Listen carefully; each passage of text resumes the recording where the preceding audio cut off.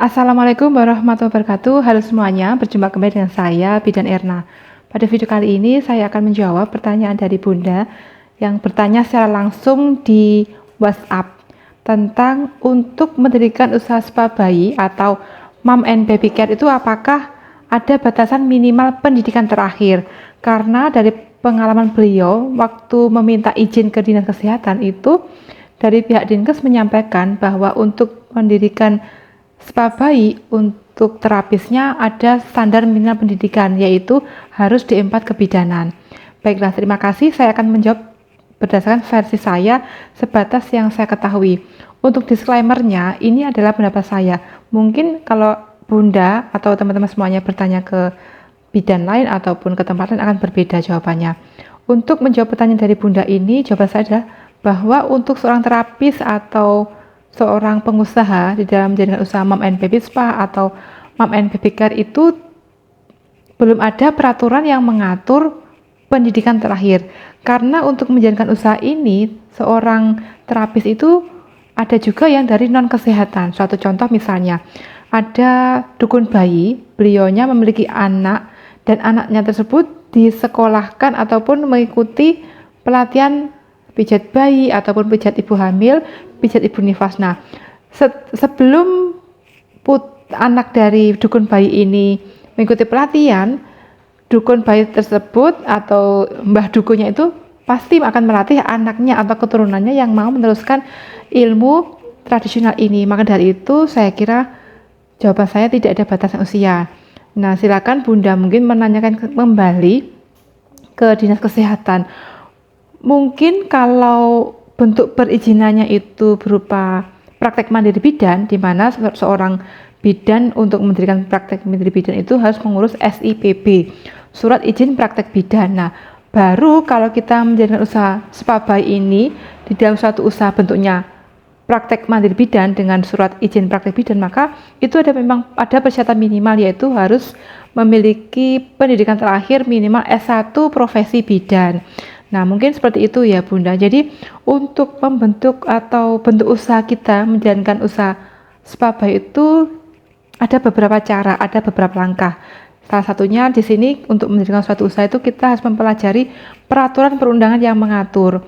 Nah, terserah Bunda ini mau kemana arahnya, beloknya. Apakah ingin mendirikan usaha ini dalam bentuk spa? Kalau kita menjalankan usaha ini berbentuk spa itu kepanjangan dari solus per aqua, maka kita harus mengikuti peraturan perundangan yang telah dibuat oleh Peraturan Menteri Pariwisata dan Ekonomi Kreatif, yaitu nomor 4 tahun 2021. Di situ ada standar usaha untuk menjalankan usaha spa itu seperti apa.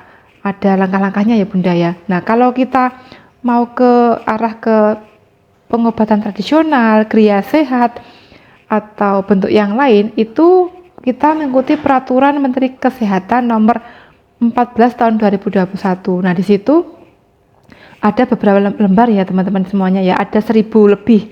Nah, untuk pelayanan kesehatan tradisional silahkan Bunda dan teman-teman semuanya melihat di halaman 880 atau kurang lebih sekitar 887 hingga 890. Nah, di situ ada beberapa bentuk usaha kalau kita ingin mendirikan suatu layanan pijat bayi, kriya sehat, panti sehat, seperti itu. Kemudian untuk seorang terapis itu kita harus memiliki STPT. Nah, untuk mendapatkan STPT ini di beberapa peraturan perundangan sudah ada yang mengatur ya Bunda ya. Kalau Bunda itu masih bingung atau ragu, silakan langsung saja tanya di Dinas Kesehatan Kabupaten atau Kota tempat Bunda menjalankan usaha. Karena setiap daerah terkadang memiliki aturan tertentu untuk mengurus STPT ini. Jadi STPT ini adalah kepanjangan dari Surat Terdaftar Penyehat Tradisional. Kemudian untuk mengurus STPT ini ada beberapa persyaratan yang harus kita penuhi. Salah satunya kita harus izin terlebih dahulu di tingkat desa. Sebelum ke desa kita izin ke tetangga kanan, kiri, muka belakang tempat kita menjalankan usaha, kemudian ke RT, RW, ke desa, kecamatan. Setelah itu kita membuat suatu permohonan untuk mendapatkan rekomendasi di puskesmas tempat kita menjalankan usaha. Nah, di dalam kita mengajukan surat izin atau minta surat rekom ke puskesmas, kita jangan hanya melampirkan surat permohonan saja ya teman-teman semuanya ya. Jadi alangkah baiknya kita itu sudah menyiapkan surat pengantar permohonan untuk meminta rekomendasi. Di situ untuk formnya itu sudah ada di Peraturan Menteri Kesehatan Nomor 8 Tahun 2014. Nah, situ silakan dibuka teman-teman semuanya ya. Di situ ada beberapa langkah ataupun cara kita untuk mengurus STPT. Tetapi nanti ada peraturan perundangan yang lain yang juga akan memperbarui undang-undang tersebut. Dari situ sudah ada formnya, contoh form pengajuan STPT. Ada juga contoh form seperti apa bentuknya STPT. Nah, kemudian pada saat kita ke puskesmas itu kita lampirkan ijazah pendidik atau pendidikan terakhir kita, kemudian sertifikat pelatihan kita, kemudian foto-foto dari ruangan yang ataupun outlet ataupun tempat usaha kita, sehingga waktu kita ditanya oleh Bapak Ibu Kepala Puskesmas itu kita sudah mudah untuk menunjukkan. Kemudian jenis layanan yang akan kita berikan kepada calon klien kita. Nah, usahakan untuk pelayanan kesehatan tradisional itu kita tidak boleh memberikan tindakan invasif atau tindakan suntik menyuntik. Suatu contoh misalnya tes gula darah, kemudian memberikan pelayanan KB, ataupun suntik atau memberikan kontrasepsi pil itu tidak boleh ya teman-teman ya. Kalau kita itu memberikan pelayanan kesehatan tradisional berarti ya murni ada peraturan perundangan yang mengatur, ada standarnya.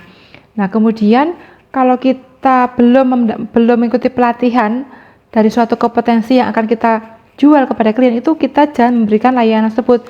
Suatu contoh, kalau kita belum mengikuti pelatihan pijat ibu hamil, maka kita jangan memberikan layanan pijat ibu hamil. Kalau kita hanya memiliki sertifikat atau kita baru mengikuti pelatihan pijat bayi, mungkin spa bayi, ya sudah, layanan yang kita berikan kepada klien itu ya itu saja. Karena nanti pada saat kita mengajukan permohonan atau minta rekomendasi ke puskesmas, kita akan ditanya sertifikat yang mana, kompetensi yang dimiliki apa saja, seperti itu. Dan jangan lupa kita buat SOP. SOP itu yaitu langkah-langkah kita dalam memberikan treatment kepada bayi itu bagaimana, alurnya bagaimana. Dan kalau bisa kita juga memperbanyak jejaring rujukan misalnya. Selain kita minta rekomendasi ke puskesmas, sekaligus kita mohon untuk pihak puskesmas bersedia sebagai tempat rujukan kita. Suatu misal pada saat kita melakukan pemeriksaan pada bayi yang akan kita berikan treatment pijat, pastinya kan kita akan memeriksa entah itu berat badannya, tinggi badannya, lingkar kepala, kemudian lingkar lengan, atau kita periksa pertumbuhan dan perkembangan bayi. Jika kita temukan kelainan, maka kita sarankan ibu ini untuk periksa kembali bisa ke bidan desa penanggung jawab di tempat dari ibu atau bayi ini tinggal, atau bisa langsung ke puskesmas yang sudah kita buat MOU atau kerjasama. Seperti itu ya bunda semua. Nah, jadi sebaiknya waktu ke puskesmas itu kita sudah siapkan selengkap mungkin. Kemudian kalau kita memberikan treatment spa bayi atau yang berhubungan dengan air, itu kita jangan lupa untuk memeriksa kualitas air kita. Nah, untuk dari pengalaman teman saya itu, kalau kita menggunakan kolam renang dan kita menggunakan air, maka air itu harus sudah diperiksa di laboratorium yang terletak di lab Dinkes ya teman-teman ya. Silahkan nanti mencari informasi juga di Dinkes. Nah, kemudian tapi semua ini tergantung dari ketentuan dari Dinkes ya teman-teman ya, untuk bagian pelayanan kesehatan tradisional. Apakah mengharuskan kita untuk melakukan tes kesehatan airnya, tapi tergantung juga dengan pelayanan kita. Kalau pelayanan kita hanya pijat bayi, kita tidak menggunakan air, ya kita tidak perlu untuk memeriksa kualitas air kita. Nah, setelah kita mendapatkan rekomendasi dari puskesmas, kemudian kita lampirkan sertifikat pelatihan kita. Dan kalau teman-teman sudah memiliki UKOM, uji kompetensi pijat bayi, itu sudah sangat bagus sekali, karena ada beberapa syarat penting di dalam peraturan perundangan nomor 8 tahun 2014 itu menyebutkan bahwa untuk mengurus STPT ini kita harus mengikuti UKOM. Nah, tapi ada juga yang tidak mengharuskan untuk ikut UKOM pijat bayi. Nah, kemudian persyaratannya sudah lengkap, kita bawa ke Dinkes. Kita tanya di sana lagi, kira-kira persyaratan yang belum terpenuhi apa saja. Seperti itu ya bunda-bunda semuanya. Mungkin demikian tadi informasi saya seputar perizinan, dan masih banyak lagi informasi yang akan saya bagikan kepada teman-teman semuanya. Nah, untuk bunda-bunda senior yang mungkin melihat dari informasi saya ini, saya harapkan jika ada yang kurang tepat mohon ditambahkan atau mohon masukannya, saran ataupun kritik di kolom komentar YouTube ini. Mungkin sekian dari saya, mohon maaf jika ada kekurangannya. Sekian. Assalamualaikum warahmatullahi wabarakatuh.